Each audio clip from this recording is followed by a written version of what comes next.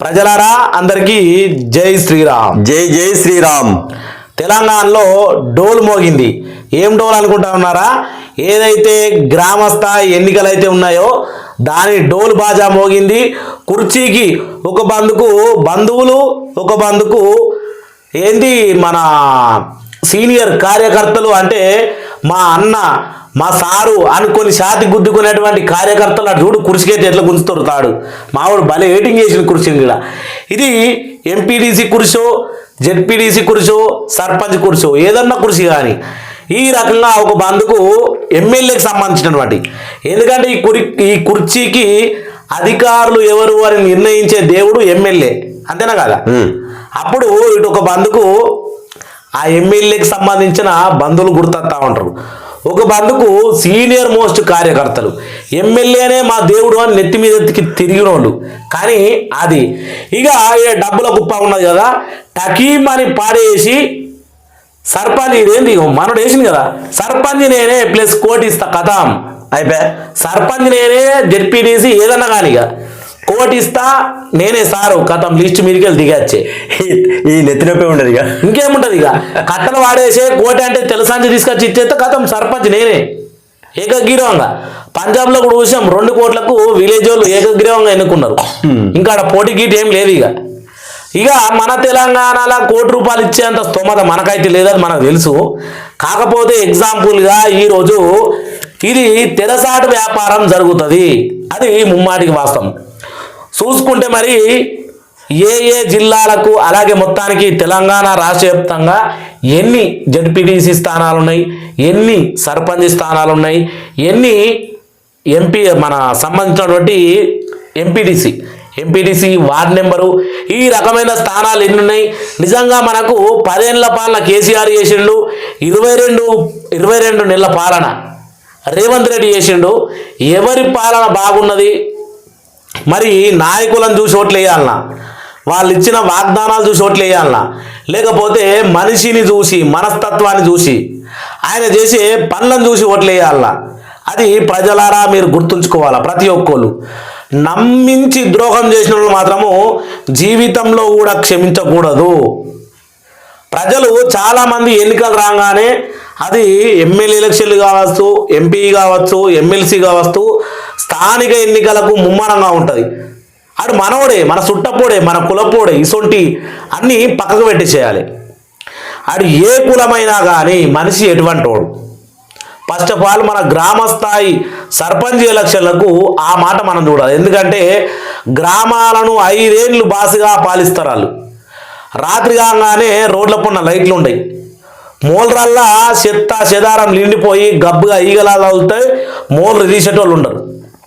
పొద్దుగా లేవగానే చెత్త పనులు రావు ఆ సర్పంచ్ కరెక్ట్గా లేకపోతే, మోటార్లు కాలిపోతే ఆ గల్లీకి నీళ్ళే రావు సర్పంచ్ కరెక్ట్గా లేకపోతే.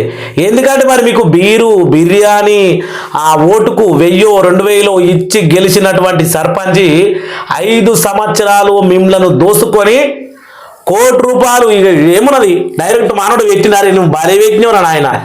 సర్పంచ్ నేనే కోటి ఇస్తా, కోటి ఇచ్చినప్పుడు ఏం చేస్తాడు? కోటికి 5 సంవత్సరాలు 5 కోట్లు దొబ్బుకొని పోతాడు. నింపుకోవాలి కదా మరి, ఖర్చు పెట్టినప్పుడు తప్పదు కదా మరి. పేదలకు ఇళ్ళు వచ్చినాయా వేసుకున్నాడే, పేదలకు ఏమన్నా పథకాలు వచ్చినాయా వేసుకున్నాడే. మన కళ్యాణ లక్ష్మి రావాలి కథమే, సగం సార్కే వాయే, సర్పంచ్ ఇవ్వాలి అంతే. ఇంకా ఏమైనా సంబంధించినటువంటి నామినేటెడ్ పోస్టులు అటువంటి ఏదన్నా మనము అంగన్వాడీ కానీ అవి కానీ ఏమైనా ఉంటే సర్పంచ్ ఖచ్చితంగా అడుగుతారా అతే అంటాడు. ఇల్లు పర్మిషన్, ఇల్లు కడుతున్నావా కథ పాయే. ఇట్లా దేనికంటా వెతుకుంటూ పోతావు 5 ఏళ్ళు. ఇవి నాకు కావా సార్ దాకపోతాయి. గ్రామ పంచాయతీ అంటేనే గవర్నమెంట్కి అంటాడు మళ్ళా. అట్లా అలాగే గవర్నమెంట్కి ముట్టేది ఎంత, అది ప్రజలు తెలుసుకోవాలి. అసలు ఏమేమి జరుగుతూ ఉంది అనేది మనం చూద్దాం. అయినా ఇది ఎడిటింగ్ ఏం చేసినావురా నాకే అర్థమైంది. ఈ కుర్చీకి ఇటు బంధువులు, ఇటు వీళ్ళు కార్యకర్తలు, మళ్ళీ సర్పంచ్ నేనే కోటిస్తా కథం ఏకగ్రీవం. ఇది చూసే సర్పంచ్ అయిపోయిన ఫీల్ అయిపోయింది. ఆ కథమే ఇంకేముంది. ఇక సర్పంచ్ కోసము ఆ రకంగా జరుగుతూ ఉంది. తెలంగాణ వాస్తవం జరుగుతూ ఉంది. అవును. ఇగో మనకు చూసుకుంటే ఇప్పుడు చాలా మంది కార్యకర్తలు అనుకుంటా ఉంటారు మొత్తానికి మేము సారు కోసము సంక నాకిపోయినాం, మా జీవితం అంతా సర్వనాశనం చేసుకున్నాము, సారు నాకు వాగ్దానం ఇచ్చిండు, నన్ను జడ్పీటీసీ చేస్తా అని చెప్పిండు, సారు నన్ను ఎంపీటీసీ చేస్తా అని చెప్పిండు.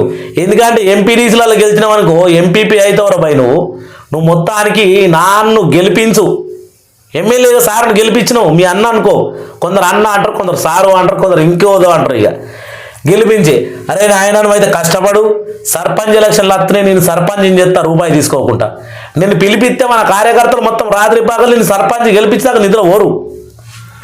అసలు అన్ని స్థానాలు ఎంపీడీసీలు 5,749, జడ్పీడీసీలు 565, గ్రామ పంచాయతీలు 12,733, ఇక వార్డు నెంబర్లు 1,12,288.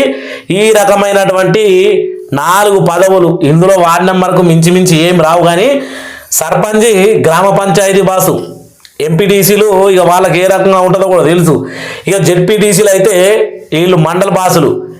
ఈ రకమైనటువంటి పోస్టులకు ఏ రకంగా చెప్తా ఉన్నారు అనేది కూడా మీకు ఇప్పుడు చూపించబోతా ఉన్నా. ఒక ముచ్చట చెప్తా ఉన్నారు, ఏమని అంటే ఇగో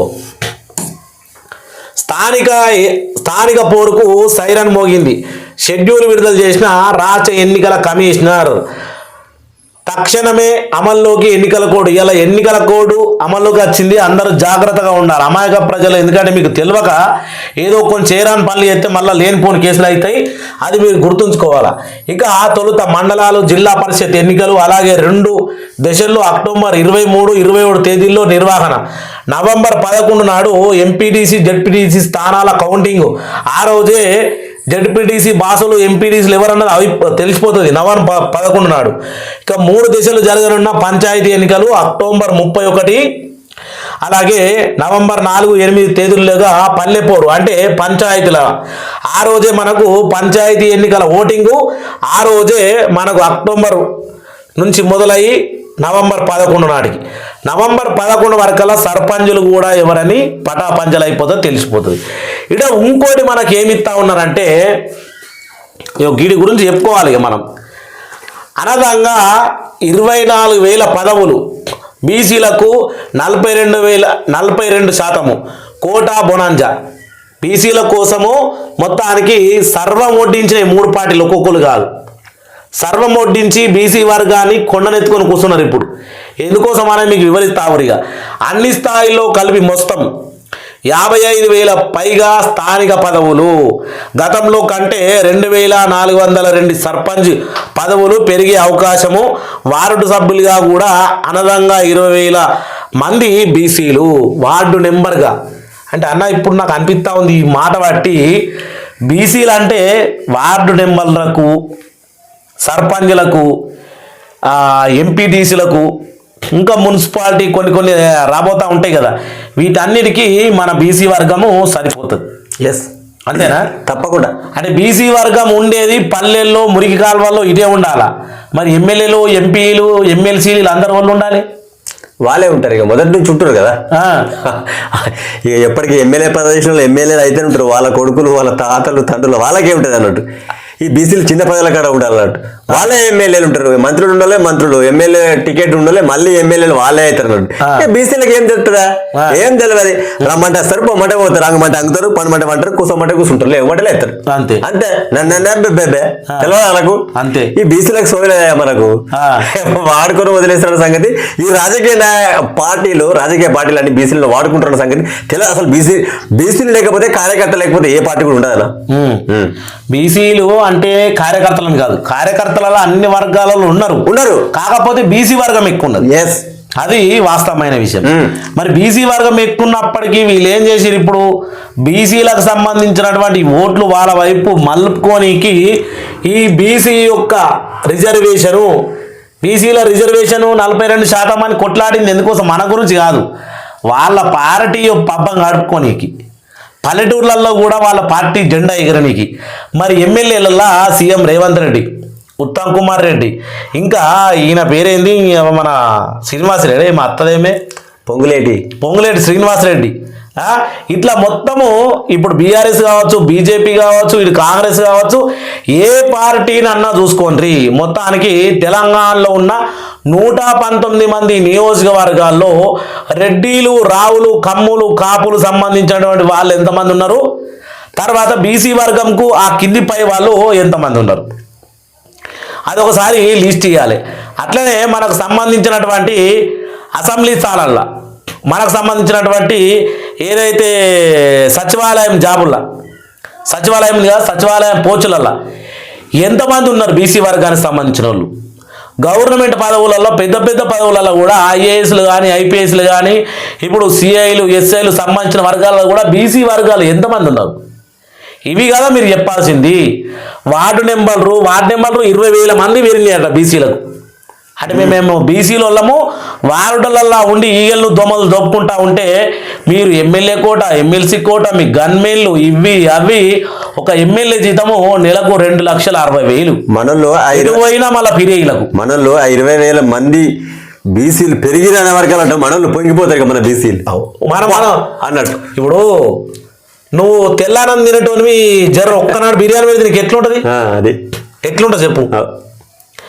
ఇగో రెడ్డి సీఎం రేవంత్ రెడ్డి ఈయన చేసే విషయం ఏంది, ఇది ప్రజల కోసం. ప్రజలు ఏ రకంగా అంటే ప్రజలకు దివ్యాంగుల పింఛన్లు పెరిగిందా, దివ్యాంగులే ఓన్లీ ఎవరన్నారు, మన మందకృష్ణ మాదిక్ గారు పోరాడిరు దేనికోసము, పింఛన్లు పెంచిన ఆయన 4 రకాల పింఛన్లు పెంచమన్నాడు. ఒకటి దివ్యాంగులు, రెండోది వితంతువులు, మూడోది వృద్ధులు, నాలుగోది సంబంధించినటువంటి దివ్యాంగులు, వికలాంగులు, ఒంటరి మహిళలు, ఇంకా వృద్ధులు కాదు కండరాల వ్యాధితో బాధపడుతున్నవారు. ఈ 4 రకాల కేటగిరీలు పింఛన్లు పెంచమని మందకృష్ణ మాదిక్ గారు సెప్టెంబర్ 9 నాడు చలో హైదరాబాద్ అని పిలుపునిస్తే ఎక్కడికక్కడ అరెస్టులు చేసారు. పింఛన్లు పెంచమన్నందుకు అరెస్టులు చేస్తారా, యూరియా అడిగితే పోలీసులతోటి లాఠీ చార్జ్ చేపిస్తారా?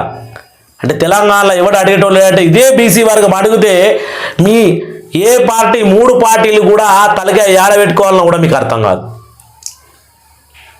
ఎంత ఘోరంగా అంటే ఆ విజువల్స్ చూస్తే మొత్తానికి అసలు జీవితంలో కూడా ఏ పార్టీకి కూడా ఓటేయాలనిపించేది, అంత ఘోరంగా రైతులను హింసకు గురి చేసినటువంటి కథ.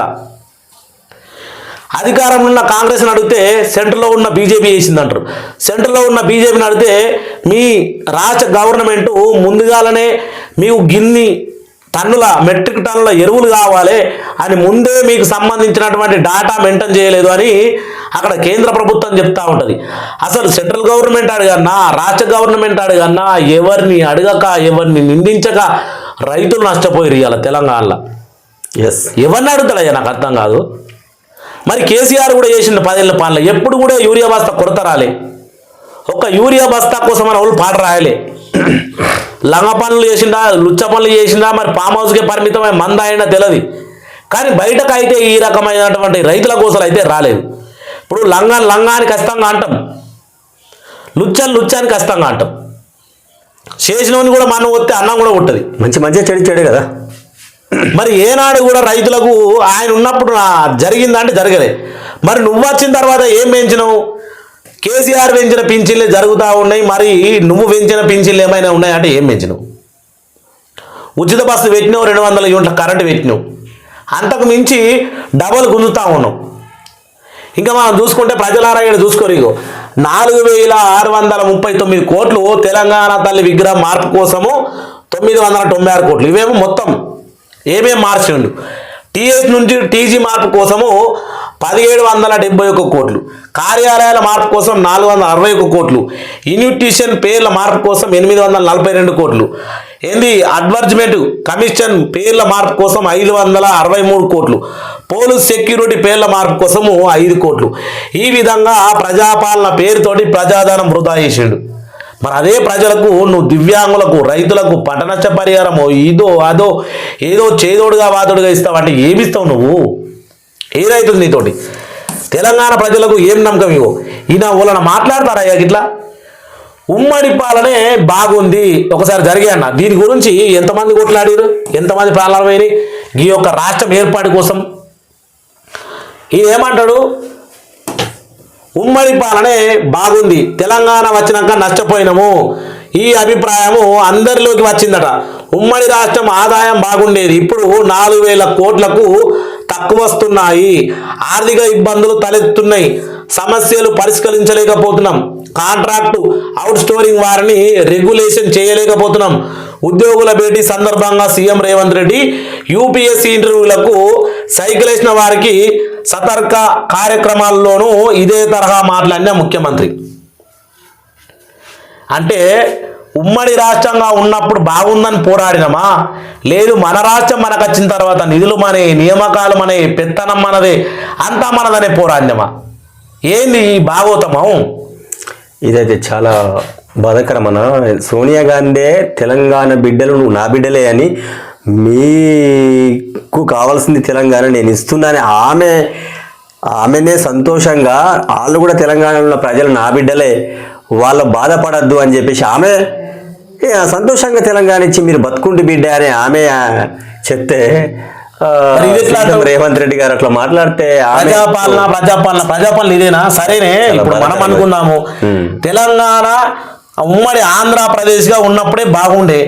ఎందుకంటే నువ్వు అప్పుడు ఎవరైతే టీడీపీ నాయకుడు ఉన్నాడో చంద్రబాబు నాయుడుతో చేసినటువంటి కథలు కూడా బయటకు వచ్చినాయి. ఇప్పుడు తెలంగాణ ఏర్పడిన తర్వాత ముఖ్యమంత్రి నువ్వు అయినవు, మరి అదే ఉమ్మడిగా ఉంటే ఉంటుంటివా నువ్వు? కాకపో మరి తెలంగాణ ఏర్పడదు కాబట్టి మన మినిస్టర్లు, మన హోమ్ మినిస్టర్లు, మనోళ్ళు మనకు ఉద్యోగాలు అంతా ఉన్నాయి. ఉమ్మడి ఆంధ్రప్రదేశ్గా ఉంటే ఎవరికి పోయినాయి ఉద్యోగాలు? అప్పుడు ఎంత ఘోరంగా ఉండేనో ఇప్పుడు నువ్వు అంతకంటే ఘోరంగా మాట్లాడుతూ ఉన్నావు. అంతకంటే ఘోరంగా కూడా పరిపాలన కూడా అదే విధంగా చేస్తూ ఉన్నావు. బాగా రాదా మరి మందికి ఈ రకంగా నువ్వు మాట్లాడుతూ ఉంటే? ప్రజలకు విసుగు రాదా? చేతగాని పాలన ఒకవైపు ఉంటే చౌట దద్దమ్మ మాటలు ఇంకోవైపు. తెలంగాణ కోసము నేను అక్షరాల నా సొంత డబ్బులు 50,000 పెట్టుకొని యుద్ధం జరిగను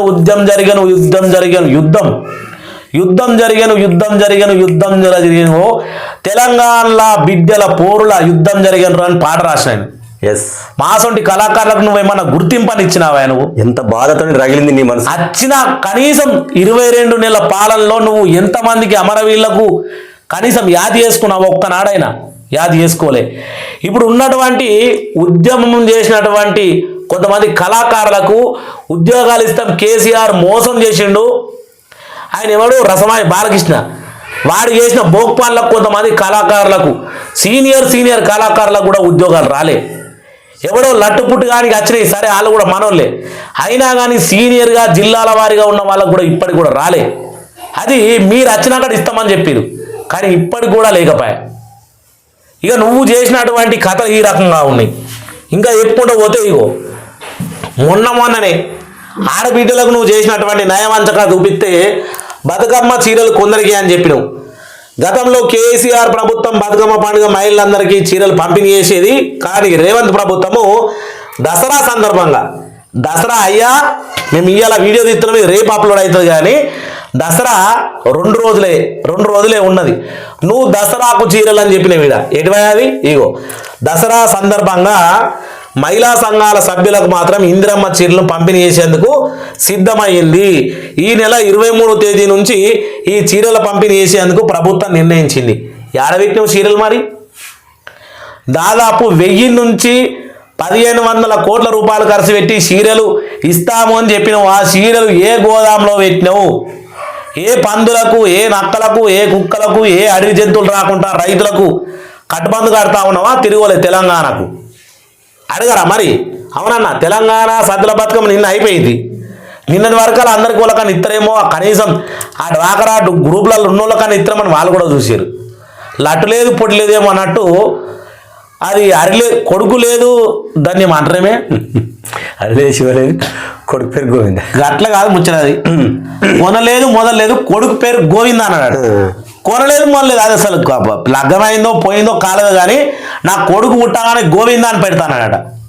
అంటే నీ కథ కూడా గట్లనే ఉన్నది. ఆడ మరి చేపిచ్చినవా, చేపియలేవా, తయారైనవా, చీరలు కాలేవా, కానీ బతుకమ్మ పండుగ 2 చీరలు అంటే మురిసిరి నిన్న తువ్వాలు పట్టుకొని ఒక్కటే ఏడిపిగా ఆడవాళ్ళంతా డాక్టర్ గ్రూప్లలో ఉన్నోళ్ళు వాళ్ళు కూడా ఓసిరు ఎత్తుకుంటా. ఇట్లా ఏం చేస్తాం చెప్పి ఇక నీ పరిపాలనకి ఈ విధంగా ఉన్నది. ఇక ఇదైతే మరీ ఇంకా పెద్ద గోస. ఇక దీన్ని ఏమంటారంటే ఉన్మాదము, ప్రభుత్వం చేసినటువంటి ఉన్మాదము, అధికార దుర్వినియోగము, నయవంచన. ఎందుకంటే గూడు చెదిరిపాయ ఉయ్యాలో, ఎవరికి ఎక్కడికి వెళ్దాము ఉయ్యాలో, ఎవరింటికి వెళ్ళలేము, ఎవరింటికి వెళ్దాం ఉయ్యాలో, ఎక్కడికి పోదాము ఉయ్యాలో. అందరికి పండుగ ఉంటే కొంతమందికి ఇగో బతుకమ్మ పండుగ నాడు పేదల ఇళ్లను కూల్చేసిన రేవంత్ రెడ్డి బుల్డోజర్లు. అంటే నీకు బతుకమ్మ పండుగ మొదలయ్యి 8 దినాలు అవుతా ఉంది, అయినా కానీ కూడా బుల్డోజర్లు పెట్టి బతుకమ్మ పండుగ సందర్భాలు అందరూ సంబరాలు చేసుకుంటే కొంతమంది ఇండ్లను కూల్చేస్తే వాళ్ళకు కనీసం పాపం ఆనలు కొడతా ఉంటే కూల్చేసిన ఇండ్ల కింద ఉంటాయి కదా బంగ్లాలు, కొన్ని ఇరిగిపోయిన ఉంటాయి కదా, అవిటి కింద తల దాచుకున్నారు. గింత ఘోరమా? పండుగకు కూడా సెలవు లేదు అని హైడ్రా అధికారులకు చెప్పినటువంటి నీవు ఏమని పల్లెల్లోకి వస్తావు? ఎన్ని ఉన్నాయి ఇంకా నీ గురించి మాట్లాడాలంటే? ఇగో యాది వేసుకుంటూ పోతే ఇదైతే మరి వీళ్ళ యొక్క బూటక నాటకం ఎట్లా ఉంటుంది అంటే, మహాలక్ష్మిలో మరొకటి నెలకు 2500 సహాయం అమలుకు సర్కారు ప్లాను, మహిళల ఓట్లే టార్గెట్గా ప్రభుత్వ ఆలోచన. పుసుక్కున ఇప్పుడే అనుకునేరు మీరు, సర్పంచ్ ఓట్లకే అనుకునేరు. కాదు, ఇది ఎప్పుడు ఇగో జర్రటోడే అందరికి కనబడాలి కదా. ఈ నెలలోనే అమల్లోకి ఎంపీ ఎలక్షన్ కోడ్ వచ్చేలోగా లాంచింగ్. జిల్లాల వారీగా లెక్కలు తీస్తున్న ఆఫీసర్లు, నిధుల సమీకరణ పైన ఫోకస్. ఎంపీ ఎలక్షన్ల కోడ్ రాకముందు ఇచ్చినటువంటి అప్డేట్ అక్షరాల వార్తాపత్రికల్లోనే వచ్చింది. 2500 గురించి. మహిళా ఓట్లను టార్గెట్ చేసి నువ్వు ఇస్తా అన్న 2500, మహిళా ఓట్లను టార్గెట్ చేసి నువ్వు ఇస్తా అన్న 2 చీరలు. ఇప్పుడు ఏ ఓట్లను టార్గెట్ చేసినా కానీ ప్రతి రైతు కుటుంబాన్ని రగిలించినవు. బాగా యాద పెట్టుకోండి, రైతులను గెలికినటువంటి ఏ పార్టీ అయినా సరే 3 రకాలు కాదు 14 రకాల పార్టీలు పుట్టిన తెలంగాణలో ఖచ్చితంగా రైతులు మాత్రమే 88% ఉన్నారు. ఈ కులము ఆ కులము, ఈ మతము ఆ మతం అని లేదు. ప్రతి ఒక్క కులంలో మొత్తం రైతులే ఉన్నారు. కేసీఆర్ ఏ కుటుంబంలో పుట్టిండు? రైతు కుటుంబంలో పుట్టలేదా? ఇదే యనమల రేవంత్ రెడ్డి ఏ కుటుంబంలో పుట్టిండు? రైతు కుటుంబంలో పుట్టలే. ప్రతి ఒక్కళ్ళు రైతు కుటుంబంలో పుట్టిన తర్వాతనే రాజకీయ నాయకుడు, రైతు కుటుంబంలో పుట్టి చదివిన తర్వాతనే IAS IPSలు. మరి అట్లాంటి రైతులనే తొక్కి నారదీస్తూ ఉంటే, రైతులు అష్టకష్టాలు పడుతూ ఉంటే, ఆనంద భోగాలకు పరిమితమయ్యే ఏ పార్టీ కూడా తెలంగాణలో నామరూపాలు లేకుండా పోతుందనేది అక్షర సత్యం. యూరియా కోసం మేము పడ్డటువంటి తిప్పల పంట నష్ట పరిహారం నువ్వు అడిగితే మొన్న ఏమన్నావు? 3 జిల్లాలు పంట నష్ట పరిహారం జరిగింది. కామారెడ్డి, నిర్మల్, మెదక్ 3 జిల్లాల్లో కురిసినటువంటి వర్షానికి 70,000 ఎకరాలకు పైచిలకు పంట నష్ట పరిహారం ఇసుక పెట్టలు పెడితే ఏమంటాడు ఆయన? తుమ్మల నాగేశ్వరరావు వ్యవసాయ మినిస్టర్, పంట నష్ట పరిహారం కావాలంటే మీరు పంట బీమా చేసి ఉండాలి. ఎవరు చేస్తారు పంట బీమా అన్న? ఎవరు చేస్తారే? గవర్నమెంట్ కదా చేయాల్సింది. మన 70,000 ఎకరాల కంటే పంట నష్ట పరిహారం జరిగింది. దానికి ఎవరు ఇవ్వాలా డబ్బులు? గవర్నమెంటే ఆదుకోలేదు రైతులను వాస్తవానికి. మరి ఏందన్నట్టు అట్లా అనుడు ఏంది? వ్యవసాయ మినిస్టర్ ఎవరైతే పంట బీమా చేసుకున్నారో అలాగే పంట నష్ట పరిహారము అన్నట్టు దానికి మనం ఏ విధంగా ఆలోచన చేయాలి? ఇక చాలా బాధాకరమైన విషయం రైతుది. ఇప్పుడు చెప్పి గిరి మీ కళ్ళ ముందర ఉన్న వాస్తవం ఇది.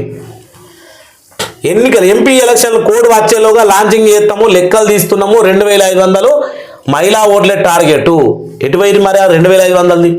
ఎంపీ ఎలక్షన్లు అయిపోయి ఎన్ని రోజులు అవుతా ఉన్నది? చెప్పుర్రు. ఇక మనం ఏ విధంగా ముందుకెళ్తాం చెప్పుర్రు ఒకసారి. తెలంగాణలో ఇటువంటి కథలు చేసిన తర్వాత ఏ విధంగా ముందుకెళ్తాము? ఇగో ఇది అవసరమా అన్న మనకు? ఇది అవసరమా? గిన్నీస్ బుక్ రికార్డ్ అవసరమా? నేను అడుగుతా ఉన్నా, తెలంగాణ ప్రజలను అడుగుతా ఉన్నా. తెలంగాణ ప్రజలకు అవసరమా ఇది? గిన్నీస్ బుక్ రావాలా, రికార్డు కావాలని కోరిర్రా? రైతులు పంట నష్ట పరిహారం కోసం ఏడుస్తూ ఉన్నారు. వృద్ధులు పింఛన్లు పెంచమని ఏడుస్తూ ఉన్నారు. 14 రకాల కేటగిరీల పింఛన్ల వాళ్ళు ఏడుస్తూ ఉన్నారు. బీడీ కార్మికుల అక్క చెల్లెళ్ళు ఆకు తంబాకు వాళ్ళ యొక్క ఏంది లోపట అంత ఖరాబ్ అవుతా ఉన్నది. కనీసం ఇంకో 2000 వేస్తే 4000 పింఛన్ అయితే వాళ్ళు చూస్తూ ఉన్నారు. ఉద్యోగాలు లేక నిరుద్యోగులు మేము ఎక్కిన తర్వాత 2 లక్షల ఉద్యోగాలు భర్తీ చేస్తామని విద్యార్థులు చూస్తూ ఉన్నారు. ఇలా తెలంగాణ ఏ వర్గానికి మంచిగా చేసామని నువ్వు బతుకమ్మ 63 సోమవారం నాడు హైదరాబాద్ సూరత్ నగర్లో ఇండోర్ స్టేడియంలో రాష్ట్ర ప్రభుత్వం ఆధ్వర్యంలో ఏర్పాటు చేసిన భారీ బతుకమ్మ గిన్నీస్ బుక్లోకి మన బతుకమ్మ 63 అడుగుల ఎత్తు 11 అడుగుల ఎల్పు 7 టన్నుల బరువుతోటి భారీ బతుకమ్మ ఒక్కసారి 1300 మహిళలు ఆడిపాడి రికార్డు సృష్టించారట. సూరత్ నగర్లో ప్రభుత్వం వేడుకల్లో రాష్ట్ర వ్యాప్తంగా ఘనంగా సద్దుల బతుకమ్మ. ఎవరికన్నా ఇది ఇన్నగా ఆనందం వేస్తుందా? సరే సద్దుల బతుకమ్మ మన జాతి పండుగ, ఓకే, మన తెలంగాణ సంస్కృతి, మనం పండుగ చేసుకున్నాం పల్లె పల్లెకు. గిన్నీస్ బుక్ రికార్డు కావాలన్నది కానీ వాళ్ళకు నువ్వు ఇస్తా అన్న 2 చీరలు గుర్తుకు లేవు వాళ్ళు ఆడిపాడిన వాళ్ళకు. ఈమె సీతక్క అలాగే కొండ సురేఖన, సీతక్క కొండ సురేఖ ఇద్దరు కావచ్చు అనుకుంటా. మంత్రి సీతక్క ఇంకొక ఆమె కొండ సురేఖనే. వీళ్ళిద్దరూ గిన్నీస్ బుక్ రికార్డు చెరొక్కటి పట్టుకొని వీళ్ళు పడరు. అంటే మేము గొప్పగా చేసినాం, సాధించడం ఒక ఉద్యమం చేసి అన్నట్టుగా ఇక గా రకంగా ఉన్నది కథ. దేని గురించి మనకు అవసరం లేదు కానీ ప్రతి ఒక్కరి గురించి అవసరమే. దేని గురించి అవసరం లేదు కానీ ప్రతి ఒక్క దాని గురించి మనకు కూడా అవసరమే.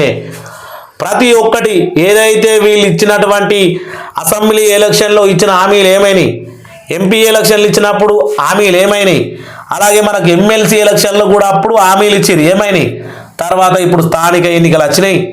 నువ్వేం హామీలు ఇస్తావో, ఏ రకంగా ఊళ్ళలోకి వస్తావు, ఎవరెవరు ఏ పార్టీ వాళ్ళు ఏమేమి చేసిర్రు, ఎవరెవరికి ఏ సీట్లు దక్కాలి, మీ కార్యకర్తలకే కనుక మీకు సీట్లు దక్కకపోతే ఏ రకంగా మీకు ఇక నేను చెప్పని అవసరం లేదు. నవంబర్ 11 తర్వాత నేను చేసే వీడియోనే సమాధానం చెప్తుంది. ఎవరు ప్రజలు ఎవరికి పట్టం కట్టిర్రు, ఎవరు ప్రజల వైపున నిలబడ్డరు, ఎవరికి ప్రజలు న్యాయం చేస్తారు అనేది మనం అక్టోబర్ 11 తర్వాత మొత్తం సంపూర్ణంగా అయిపోయేది. అక్టోబర్ 12వ తారీఖు నాడు పొద్దుగాల వీడియో చేసి అప్లోడ్ చేస్తే అప్పుడు మాట్లాడుకుందాం. అప్పటి వరకు అందరికీ జై తెలంగాణ, జై జై తెలంగాణ.